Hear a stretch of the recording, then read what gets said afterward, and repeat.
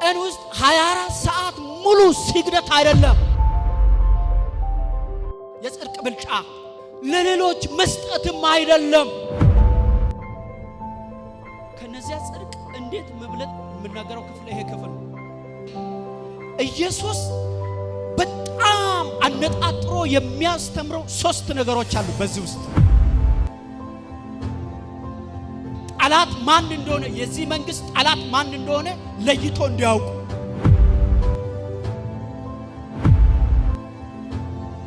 ኢየሱስ ማን እንደሆነ እንዳልገባቸው ሰይጣን በምድር ላይ ትልቁ ታርጌት ዓላማው ምንድነው? ሰው እግዚአብሔርን እንዳያውቅ በቅዱሱ ተራራ ላይ የሚጸልዩ የእግዚአብሔርን ፊት የሚፈልጉ ሕፃናት ልጆች ወንዶችና ሴቶች ግርማውን አይቶ የሚናገሩ የሆነ ወሬ ሰው ያወራው ሳይሆን ከፊቱ የሚወጣው ብርሃን አይቶ የሚናገሩ ልጆች እግዚአብሔር ይቀባ።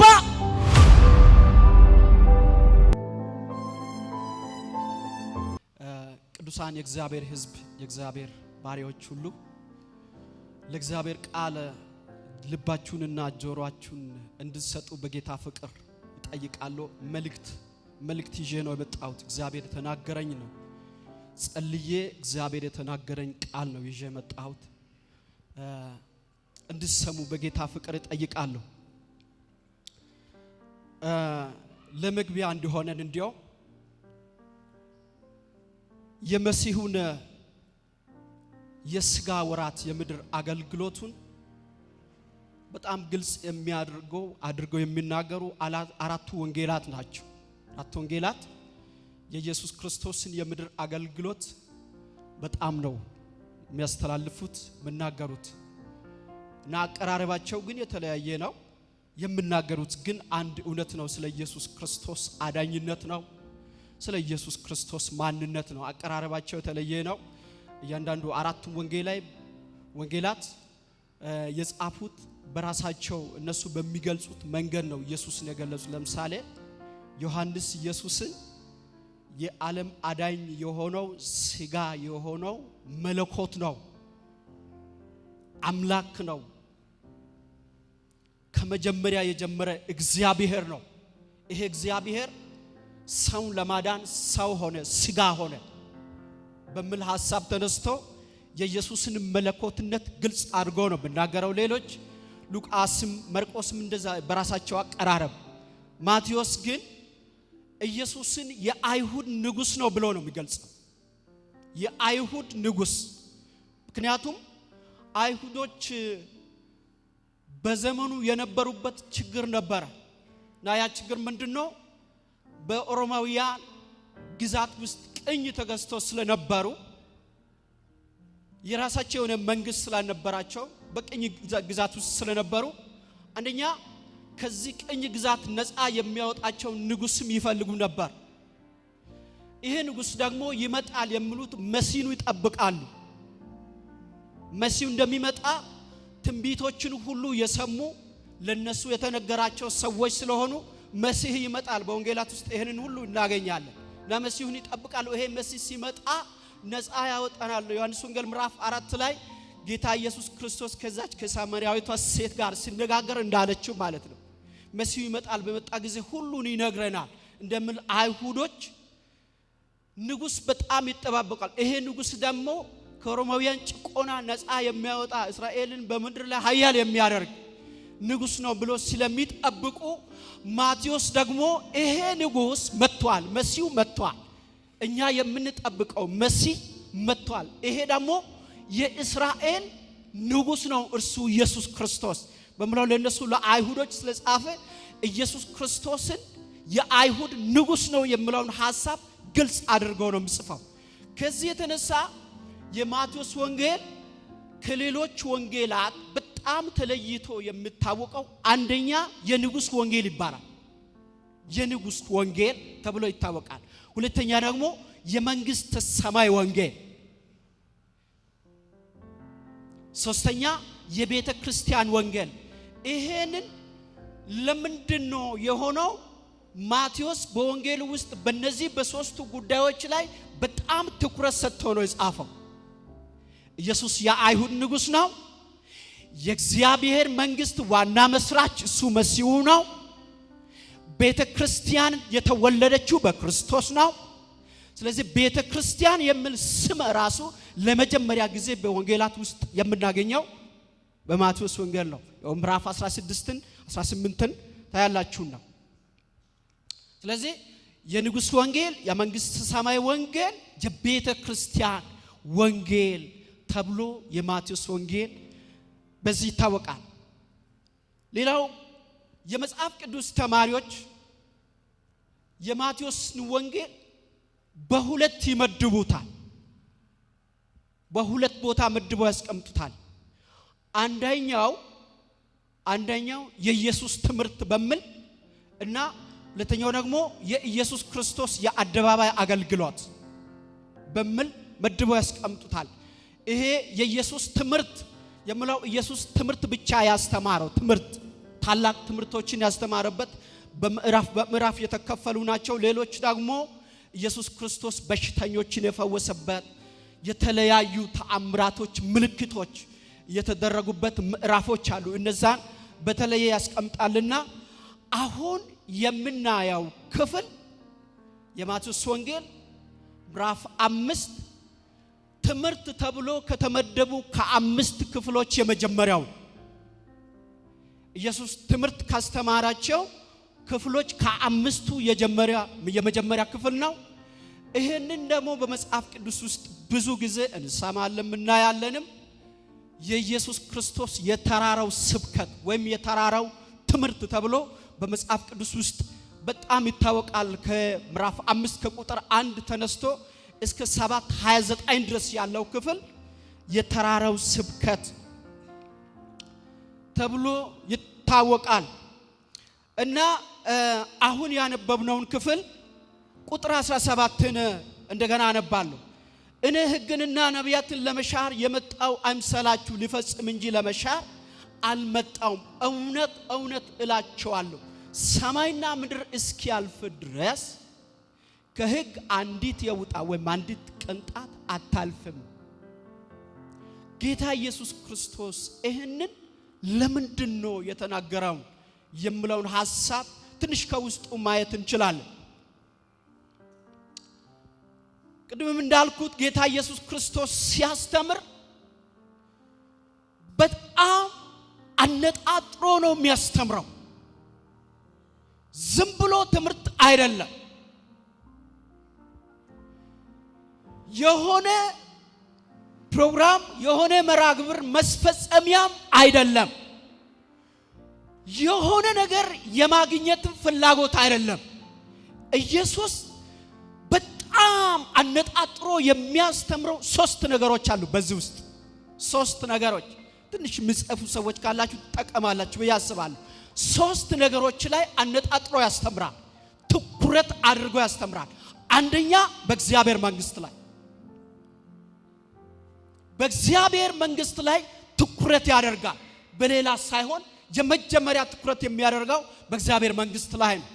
ይሄንን ከመጀመሪያ አገልግሎቱን ሲጀምር ራሱ ምዕራፍ 4 ከቁጥር 17 ላይ እንደምናገኘው የእግዚአብሔር መንግስት ቀርባለችና ንስሐ ግቡ በሚለው ኢየሱስ ክርስቶስ የሚያነጣጥረው ትኩረት የሚያደርገው በእግዚአብሔር መንግስት ላይ የመጀመሪያው እሱ ነው። ሁለተኛ ደግሞ ይሄንን የእግዚአብሔርን መንግስት በመወርሱ ሰዎች ላይ ትኩረት አድርጎ ያስተምራል። 3 ነገሮች። ሶስተኛ የእግዚአብሔር መንግስት ጠላቶች ላይ ትኩረት ያደርጋል። ይሄንን በዚህ መጽሐፍ በግልጽ ተቀምጦ እናያለን። በእግዚአብሔር መንግስት ላይ መንግስቱን በመወርሱ ሰዎች ላይ የእግዚአብሔር መንግስት ጠላቶች ላይ ለምን ጠላት ማን እንደሆነ የዚህ መንግስት ጠላት ማን እንደሆነ ለይቶ እንዲያውቁ እንዲረዱ ትኩረት አድርጎ አነጣጥሮ ያስተምራል። ይሄንን በኋላ ምናልባት መጣሎ ምዕራፍ 23 ላይ ያለውን ሐሳብ እናያለን እንዴት እንደሚያነጣጥር በእግዚአብሔር መንግስት ላይ መንግስቱን በሚወርሱ ሰዎች ላይ እና የመንግስቱ ጠላቶች ላይ ትኩረት አድርጎ እየገለጣቸው ነው ሲያስተምር የነበረው። አሁን ያነበብኩትን ክፍል ቁጥር 17 እስከ 20 ድረስ ያለው ለሶስት ከፍለን እናያለን። ለሶስት እንከፍላለን። አንደኛ ቁጥር 17 እስከ 18 ያለው ክፍል ከ17 እስከ 18 ያለው ክፍል እኔ ሕግንና ነቢያትን ልሽር አልመጣው ልፈጽም እንጂ። ምን ማለት ነው? እኔን እወቁኝ ማንነቱን እየተናገረ ነው። አንደኛው እሱ ነው። ማንነቱን ለምን እንደመጣም ዓላማውን እየገለጸ ነው። በጃዙርም ቢሆን ኢየሱስ ክርስቶስ የመስቀል ሞቱን እየተናገረ ሊፈጽም እንጂ ልሽር አልመጣውም። ኢየሱስ ክርስቶስ ሕግንና ነቢያትን የፈጸመው በቀራንዮ መስቀል ላይ ነው። ስለዚህ መስቀሉንም እየተናገረ ነው። ሁለተኛው ቁጥር 19 ላይ ያለውን ሐሳብ ቁጥር 19 ላይ ያለው ሐሳብ የሕግ ተቀባዩንና የሕጉን ትእዛዝ እናገኘዋለን። በኋላ ዘርዘር ነው የምናደርገው። የሕግ ተቀባዩንና የሕጉን ትእዛዝ። ሶስተኛው ደግሞ ሕጉ እውነተኛ የጽድቅ መለኪያና መመዘኛ መሆኑ እነዚህን ግልጽ አድርጎ ያስቀምጣል።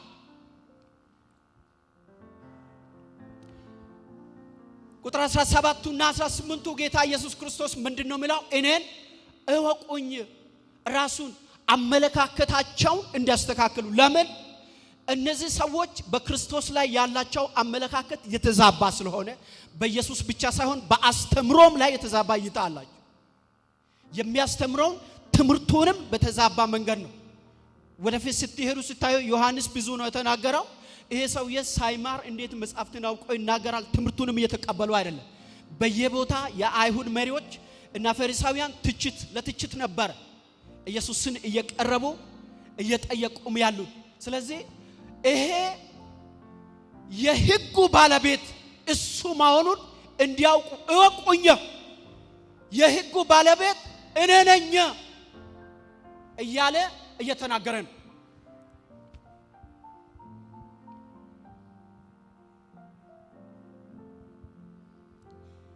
የአይሁድ ሕዝብ ሕግ ተቀብሏል፣ ግን ሕግ የሰጣቸውን አያውቁም ነበር። ሕግ የሰጣቸውን አያውቁም። ይሄንን እሱ ሕግ እንደሰጣቸው እግዚአብሔር ሕግ እንደሰጣቸው እንደማያውቁ በጣም የጻፈው ከነዚህ ከሶስቱ ወንጌላት በላይ ዮሐንስ ነው። በጣም ነው ዮሐንስ የጻፈው። አለማወቃቸው እንዳልገባቸው፣ ኢየሱስ ማን እንደሆነ እንዳልገባቸው፣ ሕጉ ራሱ ምን እንደሆነ እንዳልገባቸው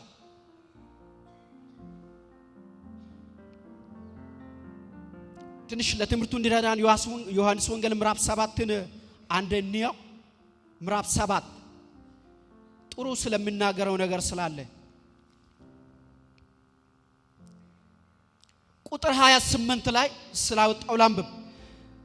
እንግዲህ ኢየሱስ በመቅደስ ሲያስተምር እኔንም ታውቁኛላችሁ፣ ከወዴት እንደሆኑ ታውቃላችሁ።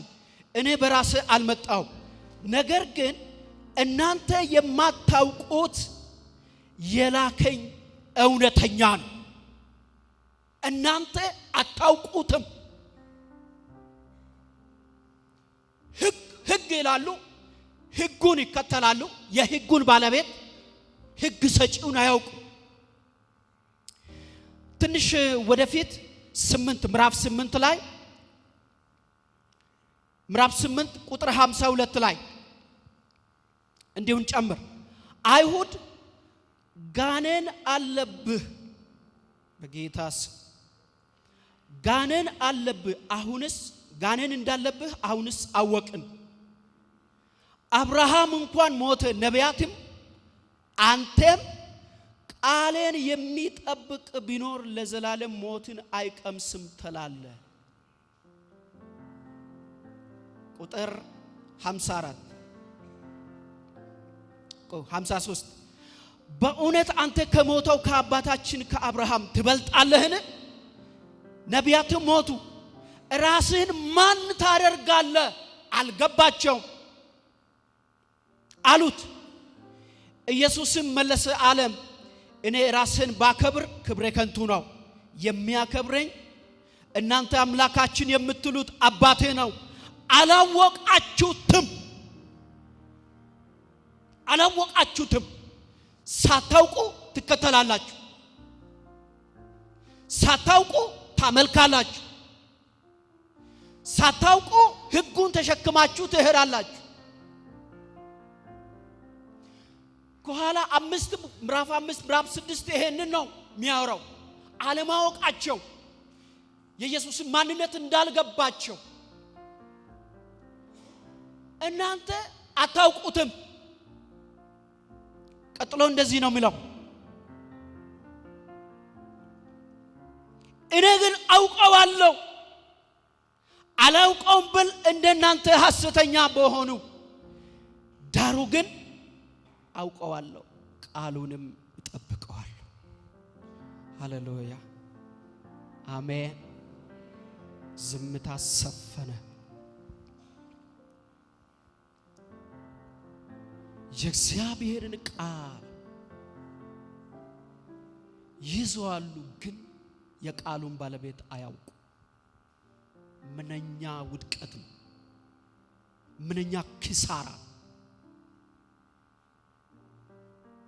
ኢየሱስ እንደዚህ አለ እኔ አባቴን አውቀዋለሁ ቃሉንም እጠብቀዋለሁ መገለጫ ይሄ ነው በቃሉ ኖራለሁ ቃሉን እጠብቃለሁ ከዚህ በላይ ዮሐንስ ብዙ ነገር እንደሚሞግታቸው ይናገራል በዚህ አጋጣሚ ዮሐንስ ወንጌል በደንብ እንድታጠኑ ይሁን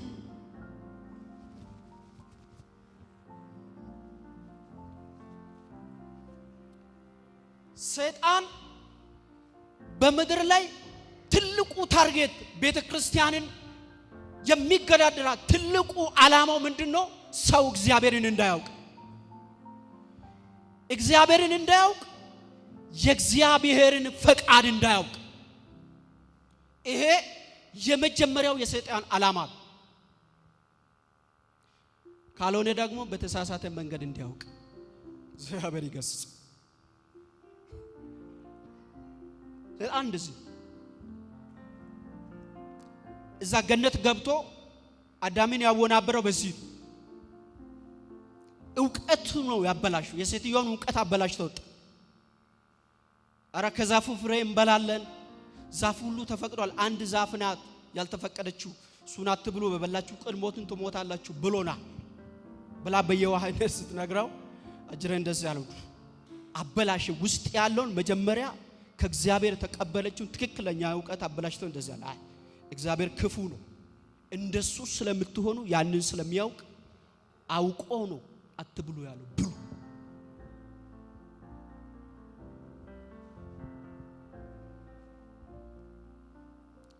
አምሯን አብላሽተው አዳም ተበላሽ ያዳም ውድቀት ያዳም ሞት የዛፉን ፍሬ መብላቱ አይደለም የዛፉን ፍሬ መብላቱ ሳይሆን አትብላ የተባለበትን ቃሉን መተላለፉ ነው ቃሉን መተላለፉ ስለዚህ ሰይጣን ሁሉ ጊዜ ኢየሱስ ጋር ሲፈትን ምንድነው ዓላማው የእግዚአብሔርን ፈቃድ እንድተላለፍ እዛኛው ላይ ስለተሳካ በዚህኛው ላይ ደግሞ ሙከራ ያደርጋል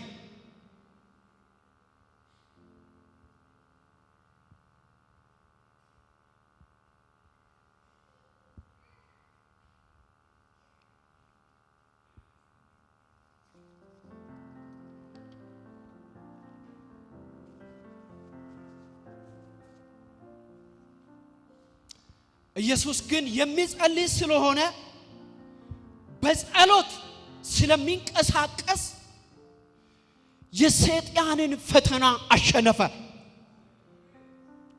ኃይል ነበረው። የዲያብሎስን ኃይል የሚያሸንፍበት ሰማያዊ ኃይል ነበረው።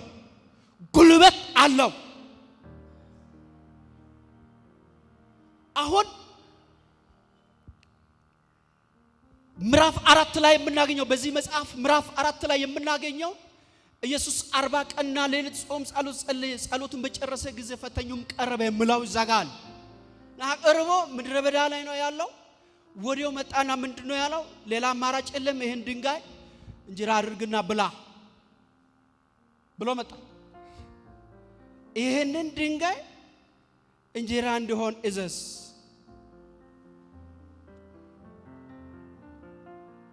አንዳንድ ሰዎች ሲሉ ይሰማሉ፣ ተአምራቱን ኮፒ ለማድረግ ነው የሚባል ነገር ሊሆንም ይችላል።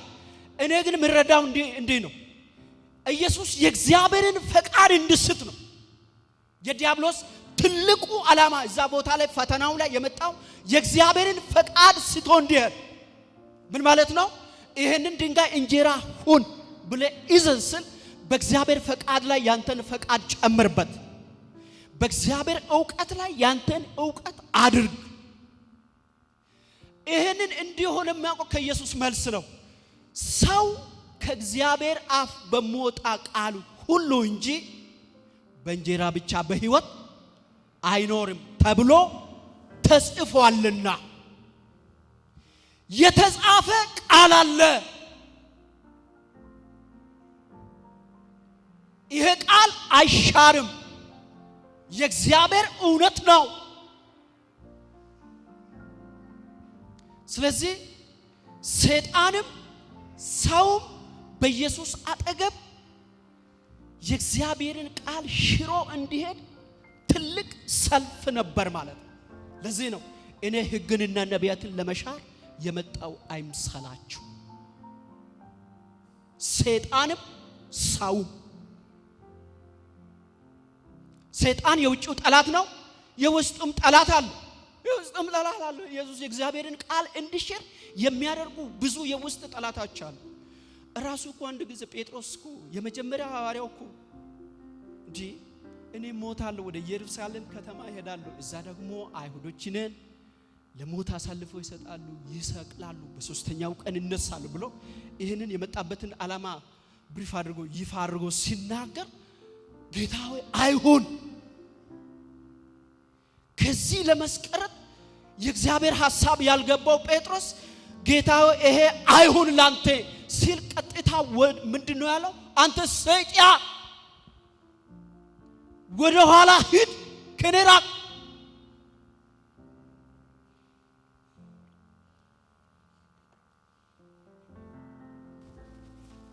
እኔ እንደውም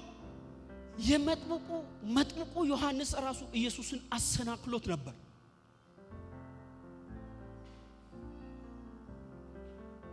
እዛ ምዕራፍ 3 ላይ ኢየሱስ ሊጠመቅ በዮሐንስ ሊጠመቅ መጣ ይላል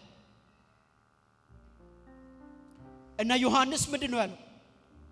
እኔ ባንተ ሊጠመቅ እንጂ ደሞ ከኔ ይበልጣል ብዬ ለሰው ሰብኬ እኔ ራሱ ዝቅ ብዬ የጫማውን ማሰሪያ መፍታት የማልችል ነው፣ ከኔ በፊት የነበረ ነው፣ ከኔ በላይ እጅግ የከበረ ነው ብዬ ተናግሬ አንተ እንዴት በኔ እጅ ልትጠመቅ ትመጣለህ?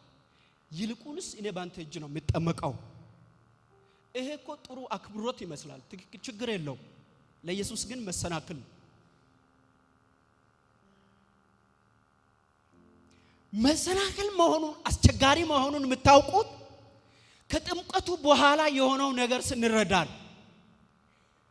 ኢየሱስ ሕዝብ ሁሉ ከተጠመቀ በኋላ ኢየሱስም ተጠመቀ ይልና ሉቃስ ደና አድርጎ ነው የጻፈው። ከጥምቀቱ ወጣና ሲጸልይ ሰማይ ተከፈተ ይላል። ሰማይ ተከፈተ ብሎ እንደዚህ ይላል፣ መንፈስ ቅዱስ እንደ ርግብ አምሳል በላዩ ላይ መጣ ይላል። ከዛ ድምፁ መጣልና በእርሱ ደስ የሚለኝ የምወደው ልጄ እሱ ነው። እኔ ኢየሱስ በዮሐንስ ምክር ተሸንፎ ባይጠመቅ ይሄ ነገር የሚሆን አይመስልም።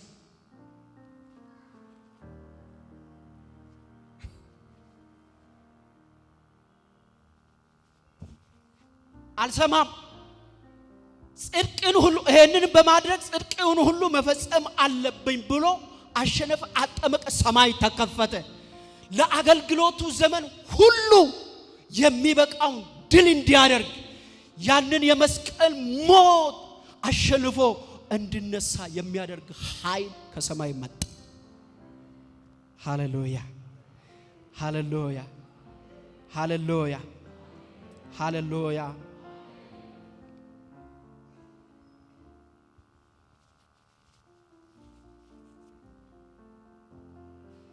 አይሁዶች ሳያውቁ እግዚአብሔርን የሚከተሉ ሰዎች ሆኑ። ጌታ ኢየሱስ ክርስቶስ እንደዚህ አታውቁኝም አለ። አታውቁትም፣ እኔንም አታውቁም፣ አብንም አታውቁም። እንዴት እንደዛ ትለኛለህ? እኛ እኮ የአብርሃም ልጆች ነን። አባታችን አብርሃም ነው። እኛ እንደው በሆነ በዝሙት ምናምን አልተወለድንም። ነገሩ እንትን ነው ንግግራቸው። ይሄ ምንድነው የሚባል አሽሙር ነው። እኛ አባት አለን፣ የአብርሃም ልጆች ነን ስሉ የአብርሃም ልጆችማ ብትሆኑ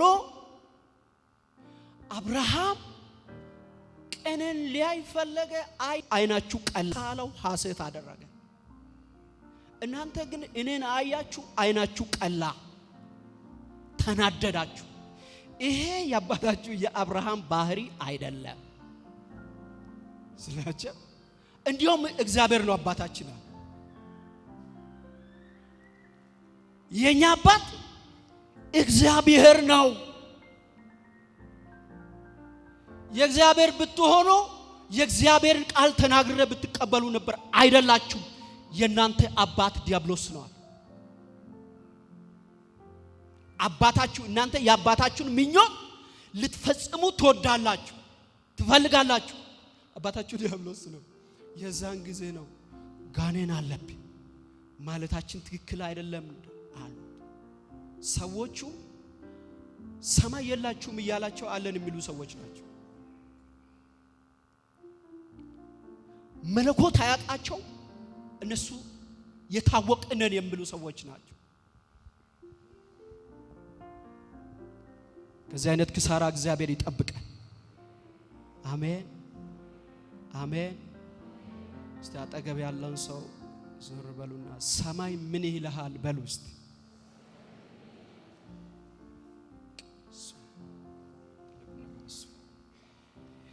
እኔ ነኝ ሳይሆን ነህን መፈለግ ነው። ነህ አንተ ማን ነህ? ማን ይልሃል? እግዚአብሔር ማን ነው ምልህ?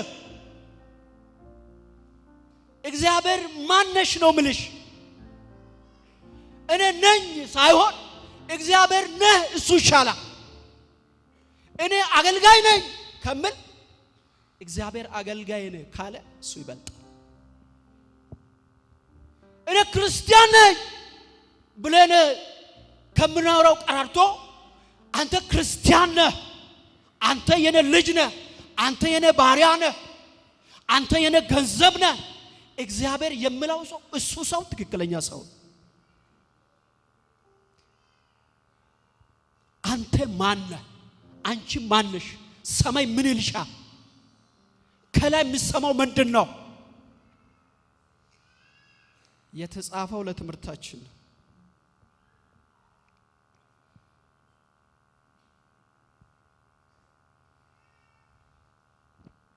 ቅድም እንዳልኩት ጌታ ኢየሱስ ክርስቶስ ይሄንን የተናገረበት ወይም ሌላኛው ምክንያት ፈቃዱን ላለመሻር፣ የእግዚአብሔርን ፈቃድ ላለመሻር፣ የእግዚአብሔርን ፈቃድ አገልግሎ ለመውጣት፣ የእግዚአብሔርን ፈቃድ አገልግሎ ለመጨረስ ዘመኑ ይሄ ሰይጣንም የሚያመጣውን ፈተና ሰዎችም የሚያመጡትን ፈተና አልፎ የእግዚአብሔርን ፈቃድ ጨርሶ አገልግሎ ለመውጣት እኔ ሕግንና ነቢያትን ለመሻር አልመጣም። እኔን እወቁኝ።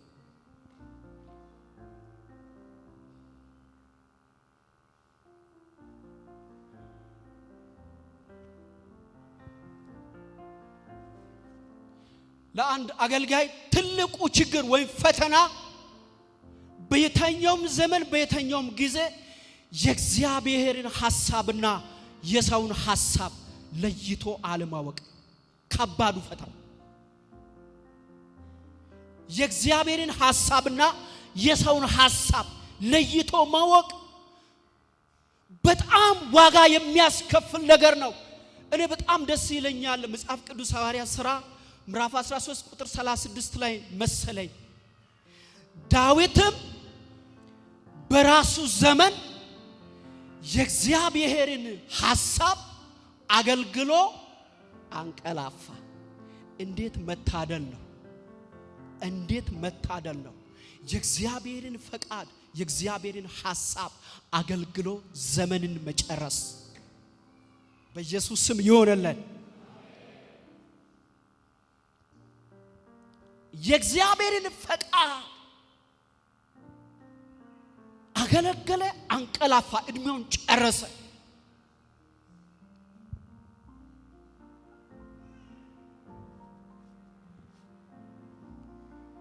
የእግዚአብሔር መንፈስ የነገረኝን ልንገራችሁ።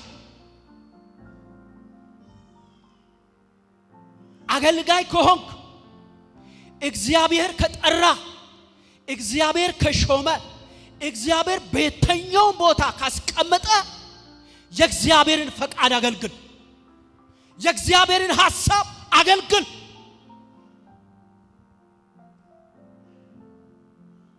አታገልግል የሰውን ሐሳብ፣ አታስቀድም የሰውን ሐሳብ፣ የራስን ሐሳብ አታስቀድም። የእግዚአብሔርን ሐሳብ እወቅ። ይሄ በጣም ወሳኝ የሆነ ነገር ነው ለአንድ አገልጋይ የእግዚአብሔርን ሐሳብ ለይቶ ማወቅ።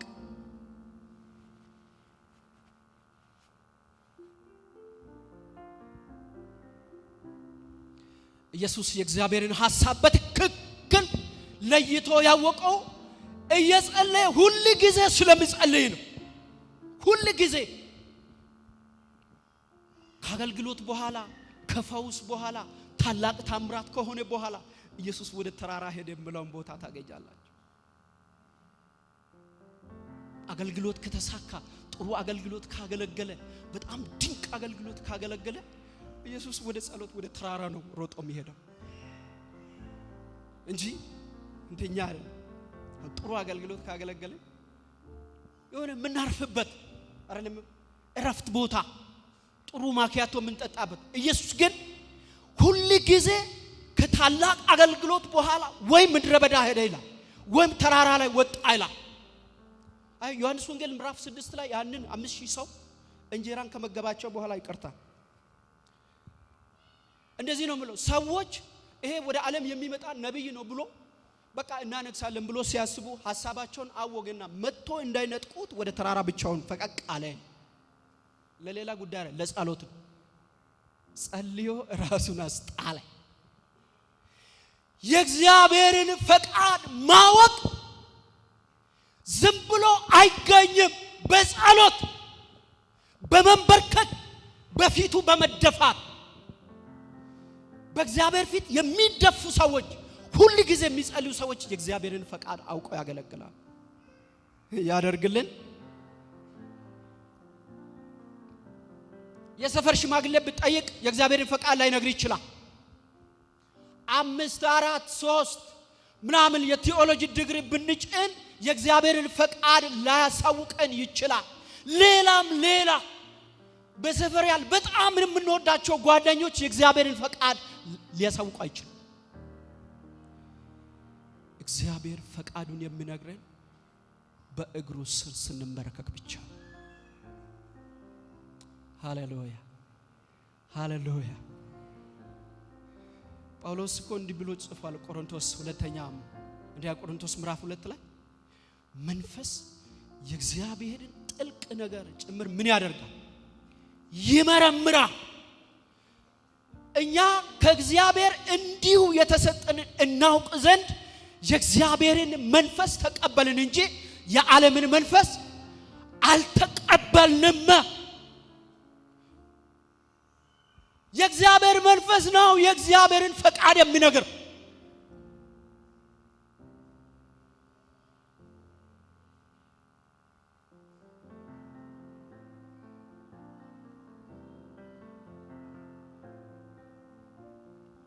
እግዚአብሔር ይርዳ። ክብር ለኢየሱስ ይሁን። ሁሉ ጊዜ በመስቀሉ ስር የሚገኙ ሰዎች ፈቃዱን ያገለግላሉ። የሱን ፈቃድ ይረዳሉ፣ ይሰማሉ። እግዚአብሔር ይናገራቸዋል። የማይጸልዩ ሰዎች በጣም የሚገጥማቸው አደጋ ቢኖር የእግዚአብሔርን ፈቃድ አያገለግሉ። እንደዚህ ማይክ መያዝ ይቻላል፣ ችግር የለበትም። መዘመር ይቻላል፣ መስበክ ይቻላል፣ ምን ማድረግ ይቻላል። ካልጸለዩ የእግዚአብሔርን ፈቃድ ማወቅ ግን አይቻልም። ኢየሱስ ጸላይ ነው። ጸልዮ ነው የእግዚአብሔርን ፈቃድ የሚያውቀው። የሚጸልዩ ሰዎች የእግዚአብሔርን ፈቃድ ያውቃሉ፣ ፈቃዱን ያገለግላሉ። ፈቃዱን አገልግሎ ዘመናቸውን ይጨርሳሉ። ሃሌሉያ ሃሌሉያ። ሁላችን እኔ ጸላይ ነኝ ብዬ አይደል፣ መጸለይ መለማመድ አለብን ሁላችን። የእግዚአብሔር ፈቃድ በጸሎት እንደሆነ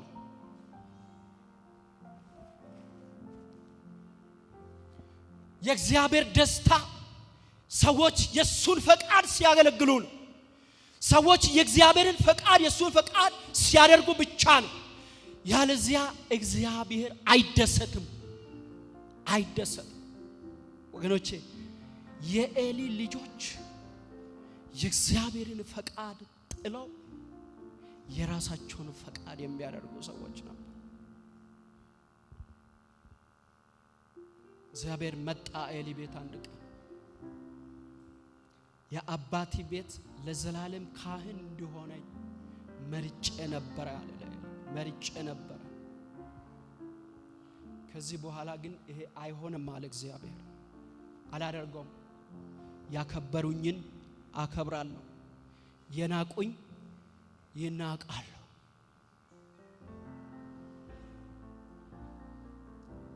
ምዕራፍ 2 ላይ ነው። አንደኛ ሳሙኤል ምዕራፍ ቁጥር 35 ላይ እንደዚህ ይላል፣ ለራሴ ለኔ የሚሆነኝን የታመነ ካህን አስነሳዋለሁ፣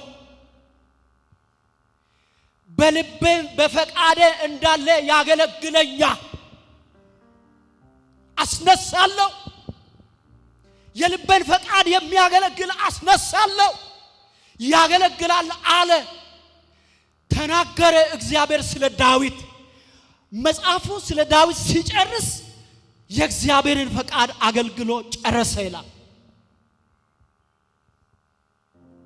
እግዚአብሔር ሰው አያጣ። በእንደዛ አይነት ጨለማ ዘመንም እግዚአብሔር ሰው አለኛ። ሰው አያጣ። የእግዚአብሔርን ፈቃድ አውቀን ማገልገል ለራሳችን ነው፣ ለጥቅማችን ነው፣ ለሰው አይደለም። እግዚአብሔር አገልጋይ አጥቶ አገልጋይ ተቸግሮ አገልጋይ ሲያጣ አይደለም እንትናና አገልግለኝ ምልክ አለው። አገልጋይ በኤልያስ ዘመን ነብዩ ኤልያስ እንኳን ሰው የለም ስል አለኝ። አንተ ማታቃቸው ሰዎች ለኔ አሉ። እግዚአብሔር በየተኛው ዘመን ሰው ጠፍቶ አያውቅም። እኛ ባንኖር እግዚአብሔር ሰው አለው። ይሄ ድንጋይ እግዚአብሔርን ያገለግለዋል። አንተ ተንበርክከ ጸልይ።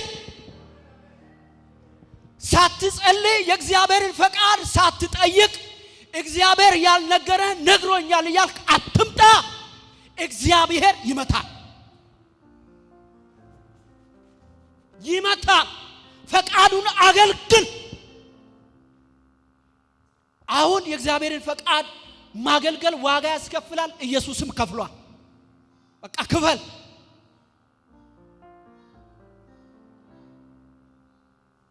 የታመነ ካህን የልቤን የሐሳቤን የውስጤን የሚያገለግለኝን የሚሰማኝን አድምጦ የሚወጣው ካህን እኔ አስነሳለሁ ለራስ።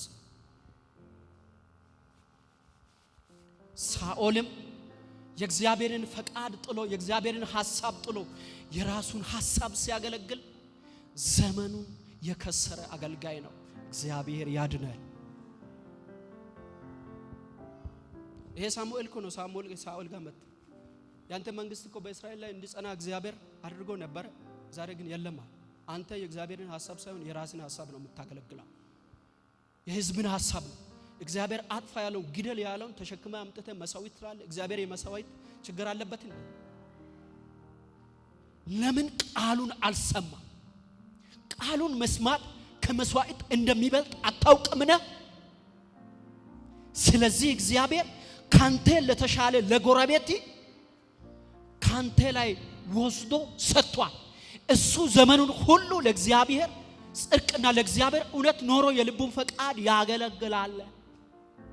እንደው ሳሙኤል እንደዚህ ነው። ይሄ ሳሙኤል የኛው ነብይ ለሲናገር እኔ በቀባሁት ፊት ዘመኑ ሁሉ ይኖራል። ሃሌሉያ ሃሌሉያ። ይሄ ወንጌል የአፍ ጮሌዎች አይደለም። እኔ አውቃለሁ፣ እኔ እችላለሁ፣ እኔ እንደዚህ ነኝ የሚሉ ሰዎች አይደለም። ይሄ ወንጌል በእግዚአብሔር ፊት ዓለምን ለማዳን በተሰቀለው ጌታ መስቀል ፊት ተንበርክኮ ፈቃዱን በሚጠይቁ ልጆች እጅ ይገባል።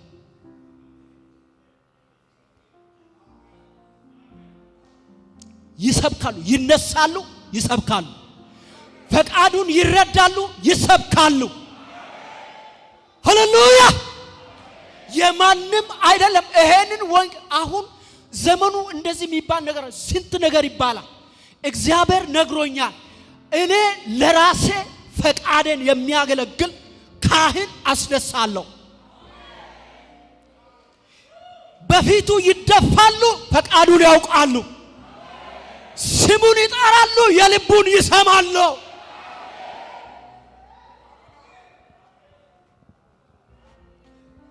የሚሽቀዳደመው ይሽቀዳደም፣ የሚጮኸው ይጮህ። ከትላንትናም አይተናል፣ ከዛሬም አይተናል። ለነገም ይሄን ወንጌል ይዞ የሚወጡት በፊቱ የሚደፉት እሁታን ናቸው። ሃሌሉያ ሃሌሉያ።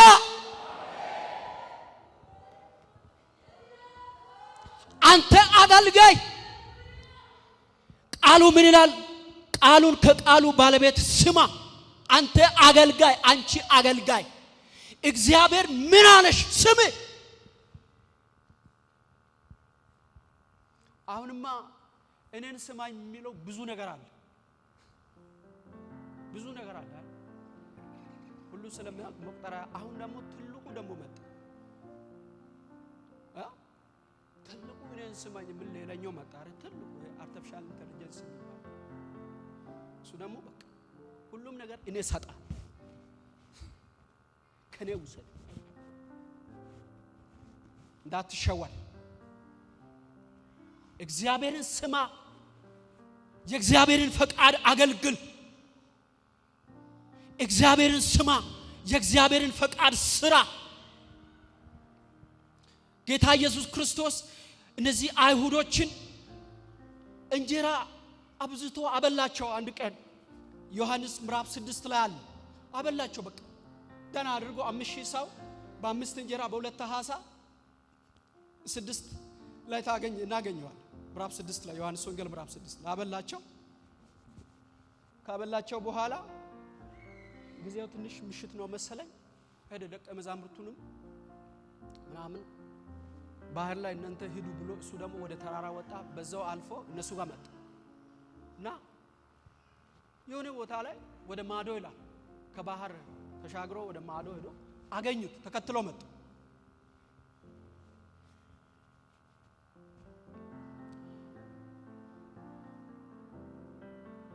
አመጣጣቸው ያው ፍለጋ ጥሩ ፍለጋ ይመስላል። እኛ ብንሆን ጥሩ ነው እንላለን። ኢየሱስ ነው ያወቀው እንጂ እኛ ብንሆን እንዴት በቃ ኢየሱስን እንዴት የወደደ ህዝብ ነው የምንለው። ትራንስፖርት የባህር ከፍሎ በመርከብ እኮ ነው የመጡት። ተከትሎ መጡ። ከዛ ረቡኒ መምህር ወደዚህ መቼ መጣ? አንተን እኮ ፈልጌ ነው ሩቅ መንገድ ተከትለን እኮ ነው የመጣ ነው ስል ጌታ ኢየሱስ እንደዚህ አላቸው፣ እናንተ የምትከተሉኝ እንጀራ ስለበላችሁና ስለጠገባችሁ እንጂ ታምራዊ ምልክቶችን ስላያችሁ አይደለም። ለሚጠፋ እንጀራ አትስሩ።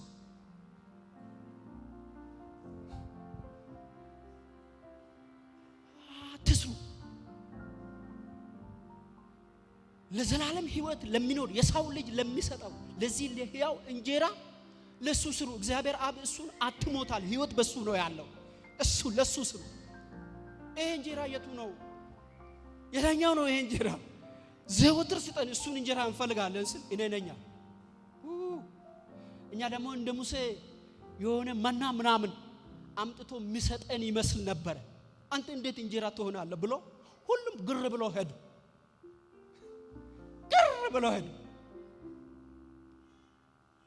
ይሄ ትምህርት በጣም ከባድ ትምህርት ነው። እኔ እንጀራ ነኝ ይላል፣ እሱን እየበጨቀን እንበላ ነው ብሎ አልገባህ። ጌታ ኢየሱስ ዞር ደቀ መዛሙርቱ ብቻ ናቸው አጠገቡ ያሉት። እናንተም ልትሄዱ ትፈልጋላችሁ አለ።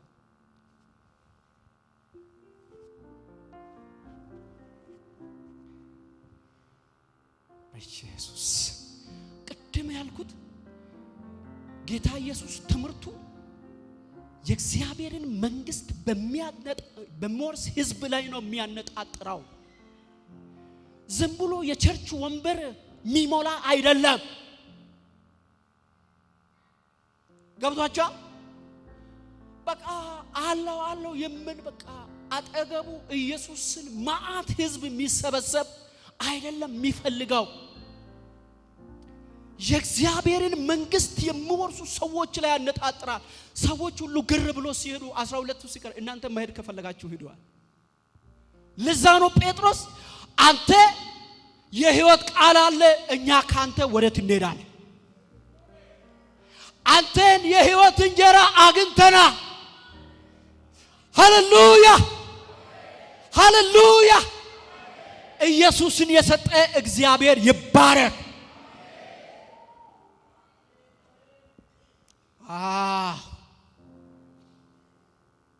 የእግዚአብሔርን መንግስት የእግዚአብሔርን ፈቃድ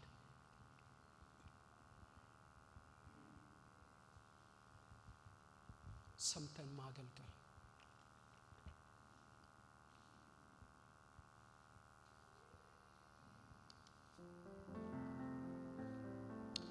ቅድም ያልኩት ሁለተኛው ትንሽ ደቂቃ አለች ላውራ። ሁለተኛው ሐሳብ የህጉን ትእዛዝና ህግ ተቀባዩንና የህጉን ትእዛዝ እናገኛለን። ቁጥር 19 ላይ ያለውን ሐሳብ እንደገና ባነብ ደስ ይለኛል። ቁጥር 19 እንግዲህ ከነዚህ ከሁሉ ካነሱ ትእዛዛት አንዲቱን የሚሽር ለሰውም እንዲሁ የሚያስተምር ማንም ሰው በመንግስተ ሰማያት ከሁሉ ታናሽ ይባላል። የሚያደርግ ግን የሚያስተምርም ማንም ቢሆን እርሱ በመንግስተ ሰማያት ታላቅ ይባላል። ትእዛዙ ነው። ህጉን አትሻር። እግዚአብሔር እንደሰጠ እግዚአብሔር እንደተናገረ ተቀበለ። የተቀበልከውን የእግዚአብሔርን እውነት ሳትሽር አገልግል። ስለሚሽሩ የአይሁድ የህግ መምህራን የእግዚአብሔርን ቃል ስለሚሽሩ ለራሳቸው የሚመቸው ስለሚወስዱ የእግዚአብሔርን ፈቃድ ስለሚሽሩ ይሄንን ብዙ ሞግቷቸዋል በመጽሐፉ ውስጥ። አትሻር፣ የእግዚአብሔርን ቃል አትቀንስ፣ የእግዚአብሔርን ቃል አትጨምርበት። አገልግል፣ እንደተሰጠ አገልግል። ብትሽር ብትቀንስ ግን በሰማይ ታናሽ ይባላል። ይሄ ታናሽ የሚለው የአቅጣጫ ጉዳይ አይደለም፣ የሞትና የህይወት ጉዳይ። አይ ታላቅ ካልሆንኩ ታናሽ ሆኜ አልኖርም፣ እንደሱ አይደለም። ታናሽና ታላቅ ሆኖ መኖር አይደለም፣ በህይወት መኖርና ያለ መኖር ጉዳይ ነው።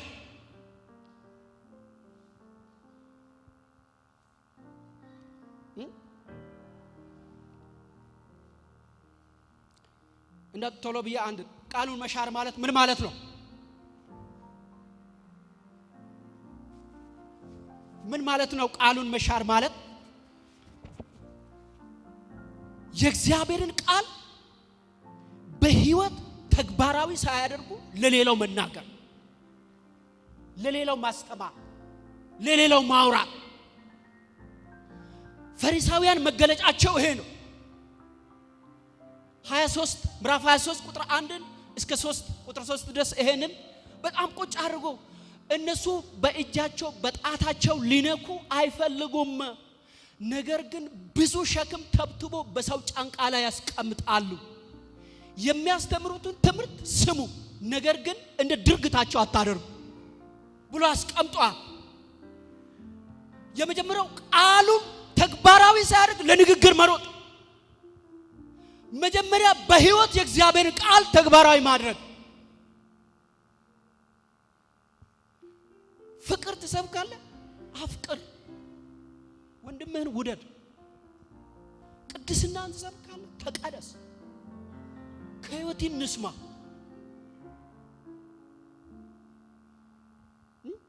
ስለመስጠት አስራት ማይከፍለው ሰውዬ ስለ ስጦታ ይሰብካል። ይሄ ሂሳብ ይመጣል፣ ፓስተር አይመጣም፣ ሂሳቡ አይመጣም። ስለዚህ ስጦታ ለመስበክ አስራት ስጦታ ስጦ ማሳየት። በቃ መጽሐፍ ቅዱስ ኖሮ የምናገረው ህይወት እንጂ ዝም ብለ የመጣን አንስተን የምንናገረው ነገር አይደለም። የእግዚአብሔር ቃል ነው። ፍርድም አለበት። ዝም ብለ እንደምናወራው አይደለም። ኖረ ተናገር። የኖርከው ተናገር፣ የተናገርከው ደግሞ ኑርበት። ይሄ ነው አትሻ። ቃሉ አይሻርም፣ ቃሉ አይጨመርበትም፣ ቃሉ አይቀነስበትም። እንደነበረ እንደሰጠ እንደ ፈቃዱ ተናገር።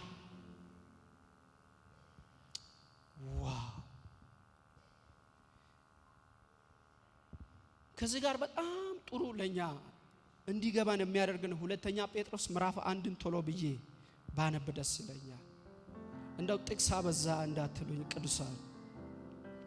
ሁለተኛ ጴጥሮስ ምዕራፍ 2 ቁጥር ኖት ምዕራፍ 1 ምዕራፍ 1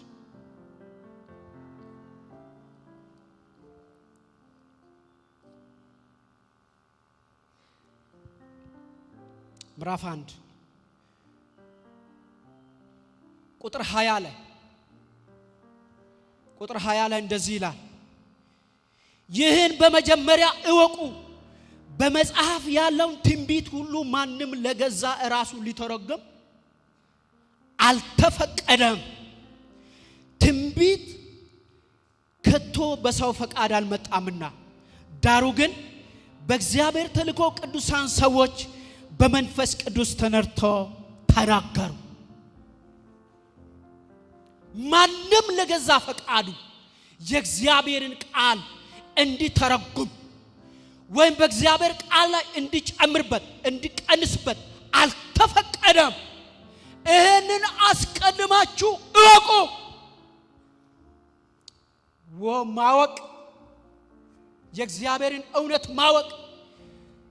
እንደው ጨምረ ቁጥር 16 ከላይ ያለችው ደስ የሚል ቃል ስላለ ቁጥር 16 ላይ የሱን ግርማ አይተን እንጂ በብልሃት የተፈጠረውን ተረት ሳንከተል የጌታችን የኢየሱስ ክርስቶስን ኃይልና መምጣት አስታወቅናችሁ።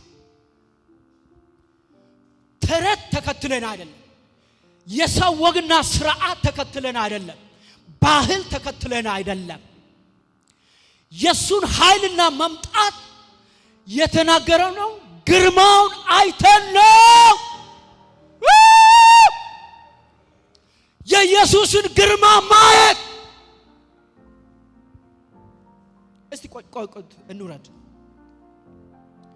ከገናናው ክብር በእርሱ ደስ የሚለኝ የምወደው ልጄ ይህ ነው የሚል ያ ድምፅ በመጣለት ጊዜ ከእግዚአብሔር አብ ክብርንና ምስጋናን ተቀብሏልና በቅዱሱ ተራራ ከእርሱ ጋር ሳለን ይህ ድምፅ ከሰማይ ሲወርድ እኛ ሰማ። ሃሌሉያ አሜን።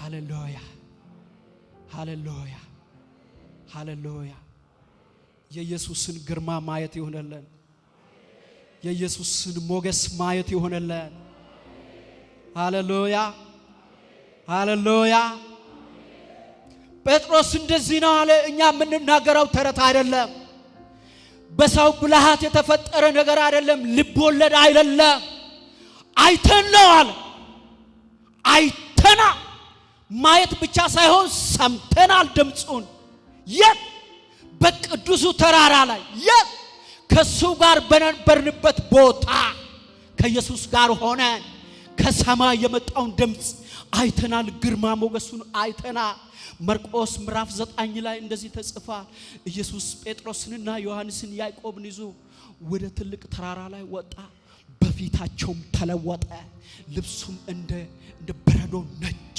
ሆነ ሃሌሉያ ሃሌሉያ የኢየሱስ ግርማ ይገለጥ የኢየሱስ ግርማ ይገለጥ ከዚህ በኋላ የሚያገለግሉ አገልጋዮችን ልንገራችሁ ቅድም እንዳልኩት የኢየሱስን ግርማ አይቶ የሚናገሩ አገልጋዮች ይነሳሉ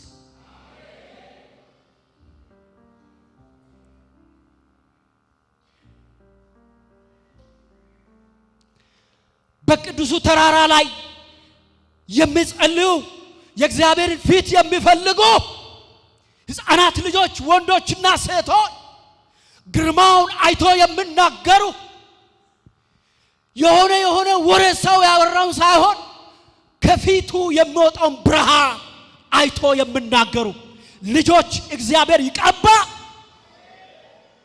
አሳሱንታን ሃሌሉያ የኢየሱስን ግርማ ማየት ይሁንላችሁ አሜን በሉ ይሄ ትልቅ በረከት ነው የኢየሱስን ግርማ ማየት ይሁንላችሁ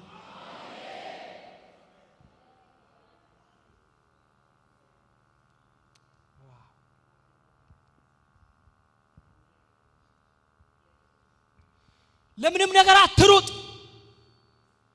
ለዚህ ክብር ሩጥ የሱን ግርማ ለማየት የሱን ፊት ለማየት የሱን ድምጽ ለመስማት ሩጥ ተነስ ሌሊት ላይ ጧት ማለዳ ላይ ተነስ ሩጥ ያንተ ፍላጎት ያንቺ ፍላጎት ይሄ ይሁን ያምላከን ግርማ አያለው እነ ጴጥሮስ ኢየሱስ ከሰፈር ይዟቸው ወደ ቅዱሱ ተራራ ወጣ ከሰፈር መውጣት ይሆነልን አሜን ሰፈር ወሬ አለ ሐሜት አለ ቅናት አለ ክፋት አለ ችግር አለ የሚያወርድ ነገር አለ ታው ወደ ቅዱሱ ተራራ ሩጥ እግዚአብሔርን ወደሚያይበት ወደሚታይበት ተራራ ሩጥ ሃሌሉያ ወሬ ለወረኛ ይቅር ምን ይጠቅማል ነገር ለነገረኛ ይቅር ምንም አያንጽም አይጠቅምም ወደ ኢየሱስ መሮጥ ፊቱን ያሳያል ይሄ ይሁንላችሁ አሜን ነው ይሁንልን የኢየሱስን ግርማ አይቶ የሚናገሩ አገልጋዮችን እግዚአብሔር ያብዛልን እግዚአብሔር ይስጠን እነዚህን አገልጋዮች እግዚአብሔር ይስጠን ያብዛልን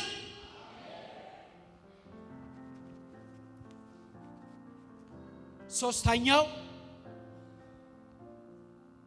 ቁጥር 20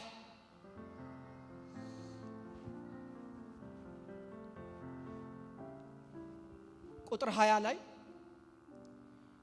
እላችኋለሁ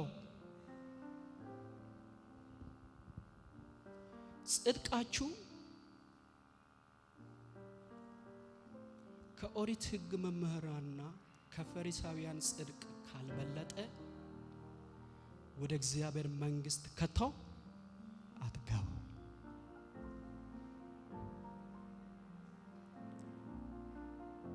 ምን እያለ ነው ኢየሱስ ጽድቃችሁ ይብለጥ እዚህ ጋር ደግሞ በመጀመሪያው ላይ ኢየሱስ እኔን ይወቁኝ አለ አሁን ደግሞ እኔን ተከተሉኝ ተከተሉ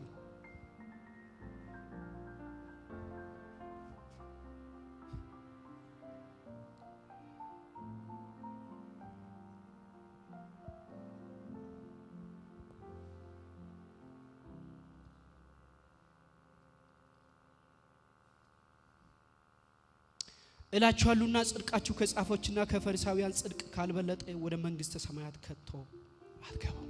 የጽድቅ ብልጫ ያለው ጽድቅ። እንዴት ነው የጽድቅ ብልጫ መኖር የሚችለው? ቀጥሎ ካለው ቁጥር ከ21 ጀምሮ እስከ 48 ድረስ ያለውን አንብቡ። የጽድቅ ብልጫ እዛ ውስጥ ነው ያለው። እንዲያውም ይሄ ተራራው ትምህርት አምስቱ ከምዕራፍ 5 እስከ 7 29 ድረስ ያለው የኛ ጽድቅ ከነዚያ ጽድቅ እንዴት መብለጥ እንዳለበት የምናገረው ክፍል ይሄ ክፍል ነው።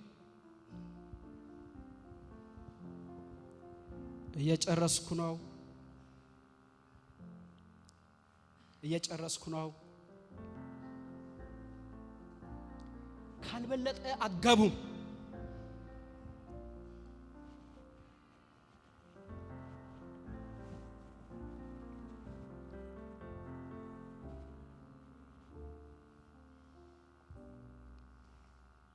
እና ከቁጥር 21 እስከ 48 ባለው ድረስ ጌታ ኢየሱስ ክርስቶስ ጽድቅ እንዴት መብለጥ እንዳለበት ይናገራል።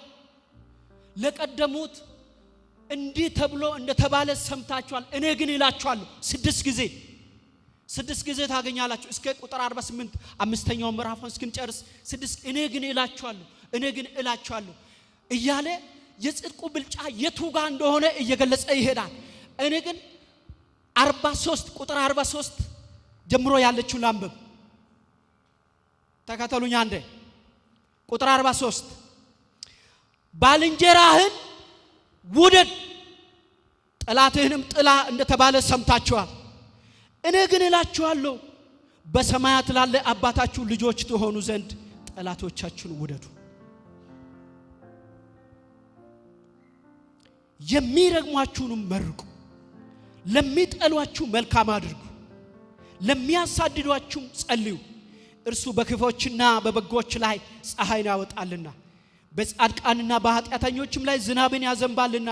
የሚወዷችሁን ብትወዱ ምን ዋጋ አላችሁ? ቀራጮችስ ይህንኑ ያደርጉ የለምን? ወንድሞቻችሁን ብቻ እጅ ብትነሱ ምን ብልጫ አላችሁ? ምን ብልጫ ታደርጋላችሁ? አሕዛብስ ያንኑ ያደርጉ የለምን? እንግዲያውስ የሰማዩ አባታችሁ ፍጹም እንደሆነ እናንተ ፍጹማን ሁኑ። ይሄን ተናግሬ ልጨርስ። የአዲስ ኪዳን የጽድቅ ብልጫ ምህረትና ይቅርታ ነው። ምህረትና ይቅርታ ነው፣ ሌላ ነገር አይደለም። ቀን ውስጥ 24 ሰዓት ሙሉ ስግደት አይደለም የጽድቅ ብልጫ።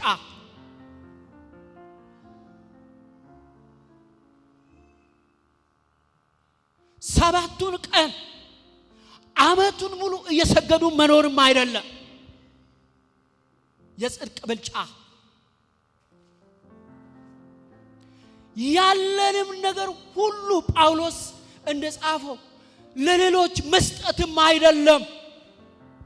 የጽድቃችን ብልጫ ምህረትና ይቅርታ ነው።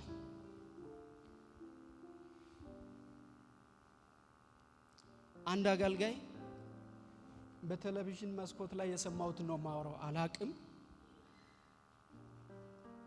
እንደው ሰምቼ በቃ እንዲሁ ስላሳቀኝም ስላስገረመኝም ላውራ። እግዚአብሔር በብሉይ ኪዳን ከሰረ አለ። ከስሮ ነው እግዚአብሔር በብሉይ ኪዳን ከስሮ። አገልጋዩ ሲናገር ቁጭ ብዬ ስለሰማሁ ከስራል። ስለዚህ ዳይሬክሽኑን ቀየረ። አዲስ ኪዳን ላይ ሲመጣ የሆነ ሰውዬ ጨርቅ ሰረቀ ብሎ በድንጋይ ውገሩ እያለ፣ የሆነ ሰውዬ ይሄንን ነገር አድርገ እያለ ወስዳችሁ ጉርጋት ውስጥ ከተቱ እያለ እግዚአብሔር ሰው አጣል። በብሉይ ኪዳን ጨረሰ በቃ። አዲስ ኪዳን ላይ ይሄንን ሐሳብ ቀየረና ሁሉም ይቅራል። ስለዚህ እግዚአብሔር ሰው ያገኘው በይቅርታ ነው፣ በምህረቱ ነው። ልጁን የላከው ምህረትንና ይቅርታን በሱ ላይ አድርጎ እግዚአብሔር ያተረፈው። በአዲስ ኪዳን ያተረፈው የበደለውንም ይቅር እያለ ያሳዘነውንም ይቅር እያለ ዛሬ አምኖ ነገ ከርቶ ወደ ዓለም የገባውንም ተመልሶ ሲመጣ እንደገና ደግሞ ይቅር፣ ነፍሰ ገዳዩንም ይቅር እያለ እግዚአብሔር ሰው አገኘ የሚለውን ሐሳብ ከቴሌቪዥን ነው የሰማሁት። እንደዚህ ነው የአዲስ ኪዳን የጽድቅ ብልጫ ምህረት ነው፣ ይቅርታ ነው። ወንድምን ይቅር ማለት ፍቅር። አሁን ራሳችንን መዝን። በፍቅር ነው የምንመላለሰው፣ በፍቅር ነው የምናገለግለው። ኢየሱስ በመስቀል ላይ ፍቅርን ገለጠ። ያ ፍቅር ነው እኛን ሁላችን የሰበሰበ። አጠገብ ካለ ሰውዬ ጋር በፍቅር አለ ወይ? ከጎረቤት ጋር በፍቅር አለ ወይ? ፍቅርን ትመግባለ ወይ? ፍቅርን ትሰጣለ ወይ? ሰው ካንተ ፍቅር ያገኛል ወይ? ሰው ከኛ ፍቅር ከቤተ ክርስቲያን አሁን ፍቅር ያገኛል ወይ? ይቅርታን ያገኛል ወይ? ትክክለኛነትን ያገኛል ወይ? እግዚአብሔርን መፍራት ሰው ያገኛል ወይ?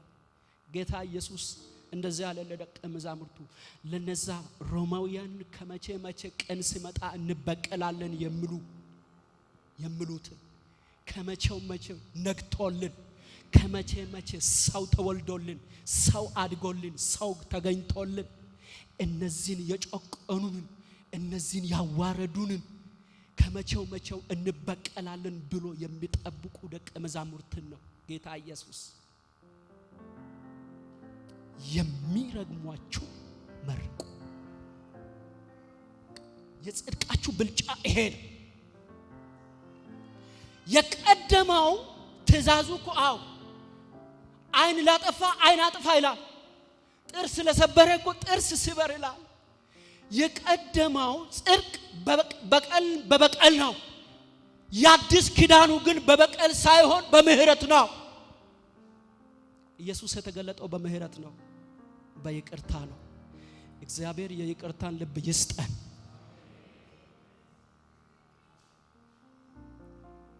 ስንት ሰው ይቅር እንላለን በደልን ሳንቆጥር ቀርተን።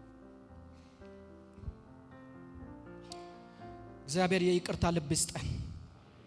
አሜን አሜን።